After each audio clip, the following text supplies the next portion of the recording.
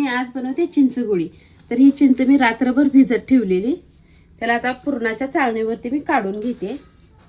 हे आपल्याला वरचा गर काढून घ्यायचा आहे आणि आतलं चिंचुक वेगळीकडे करायचं आहे। ह्याचं बी आणि इथं मी गाबा काढून घेतलेला आहे, गर काढून घेतलेला आहे। इथं मी एवढं साहित्य घेतलेलं आहे आणि जेवढा ह्याचा चिंचेचा गर निघलेला आहे गाबा तेवढेच मी गुळ पण घेतलेला आहे।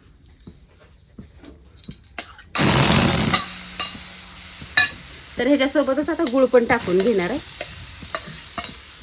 तर मीठ, थोडासा चाट मसाला, थोडीशी चटणी आणि थोडंसं लिंबू पिळून घेते। तर सगळं मिक्स करून घेतले। आपल्याला थोडंसं आटवून घ्यायचं आहे ह्याला, म्हणजे गोळी बनली पाहिजे। तर मी इथं आता थोडंसं नंतर तूप टाकून घेतलेलं आहे। तर मिश्रण छान असं घट्ट पण झालंय आणि खाली चिटकायला लागलेलं आहे। मी आता ह्या गॅस बंद करून घेते।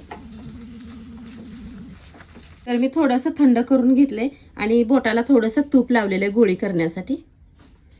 तर बघा ही चिकट असते त्याच्यामुळे हाताला चिटकतंय। इकडे थोडीशी साखर घेतली।